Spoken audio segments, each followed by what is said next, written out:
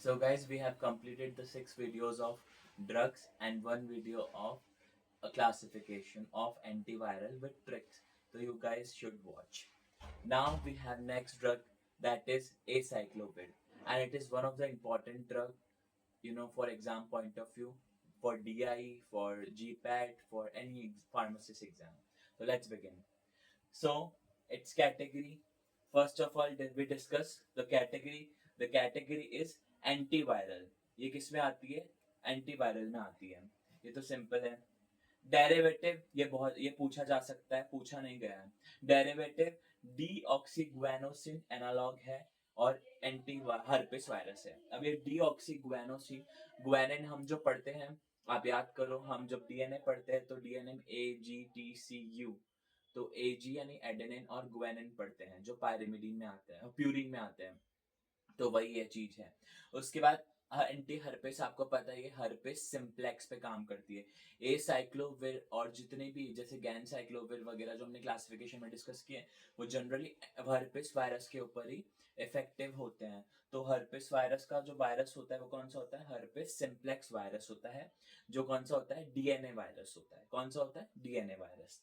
अगर हम बात करें इसकी यूजेस की, तो ये herpes simplex first and second में यूज होता है.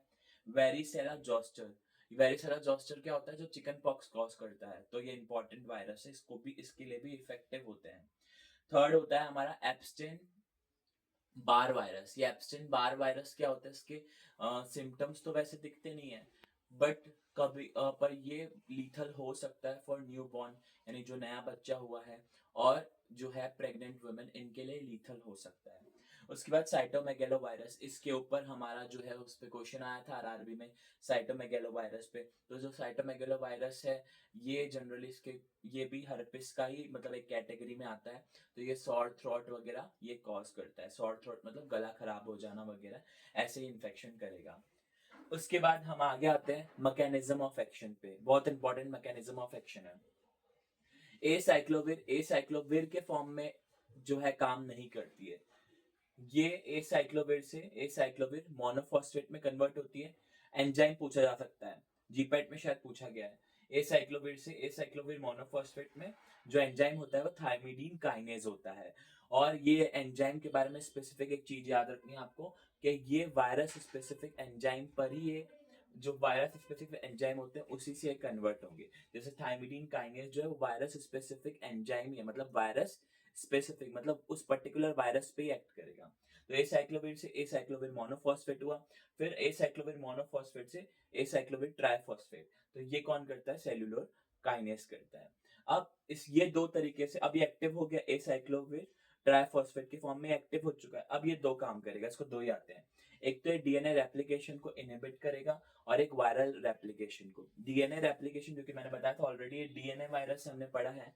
तो डीएनए वायरस है, तो डीएनए रेप्लिकेशन क्या करेगा?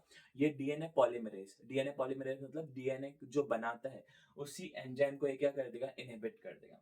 सेकंड करेगा, ये क्या जाएगा? वायरस की जो सेल है उसके अंदर इनकॉर्पोरेट होगा, यानी उसके अंदर जाएगा, और काम तो सेम ही करेगा कि जो inhibit DNA polymerase, but irreversibly मतलब पूरी तरीके से उसको खत्म कर देगा. ऐसा नहीं कि रिवर्सिबल होगा तो बाद में एक्टिव हो जाए, नहीं, इरिवर्सिबली मतलब पूरी तरीके से खत्म कर देगा.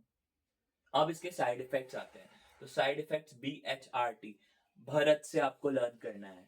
भरत, तो कैसे? बी से बर्निंग एंड स्टिंकिंग हो सकता है, एच से हेडेक हो सकता है, आर से रैशेज हो सकते हैं, और टी से क्या हो सकते हैं? ट्रेमर्स हो सकते हैं. बहुत इजी, इनको एक्सप्लेन करने की जरूरत नहीं है. अगर हम बात करें नोट से, तो पहले ही नोट से इसमें क्वेश्चन आ रखा है. SECL फार्मासिस्ट एग्जाम में क्वेश्चन आ रखा है. Drug of choice for acyclovir resistance herpes, तो उसका कौन है? फॉस कार्नेट है. ये क्वेश्चन आया हुआ है, इंपॉर्टेंट है. फिर ये केडी के पॉइंट है तीनों, केडी त्रिपाठी के. 20% ये जो ड्रग है, ये ओरली इतनी ज्यादा इफेक्टिव नहीं है, सिर्फ 20% इफेक्टिव है ओरली अगर एब्जॉर्ब होगी, और नेग्लिजिबल है टॉपिकली. टॉपिकली अगर हम इसको लगाएंगे तो नेग्लिजिबल इफेक्ट देती है, but it can be use topically orally, but इनके इफेक्ट्स बहुत कम है. ठीक है. उसके बाद अभी तक जो जब डॉक्टर ने प्रिस्क्राइब किया तो इसमें कोई टेराटोजेनिक इफेक्ट नहीं दिखा है। आपको पता है टेराटोजेनिक इफेक्ट क्या होता है? ड्यूरिंग प्रेगनेंसी अगर कोई महिला ड्रग लेती है तो उसके फीटस को अफेक्ट हो सकता है, बट इसमें ऐसा कोई भी इफेक्ट शो नहीं हुआ है। और सेंसिटिविटी मतलब ये कौन से वायरस पे ज्यादा सेंसिटिव है, तो ये हर्पेस सिम्प्लेक्स फर्स्ट पे ज्यादा सेंसिटिव है, हर्पेस सिम्प्लेक्स सेकंड पे फिर उससे कम, और फिर वेरिसेला जोस्टर है जो हमारा चिकन पॉक्स कॉज कर रहा था, तो उस पर तो सबसे कम है सेंसिटिविटी। ये तीनों पॉइंट केडी त्रिपाठी से लिए गए हैं।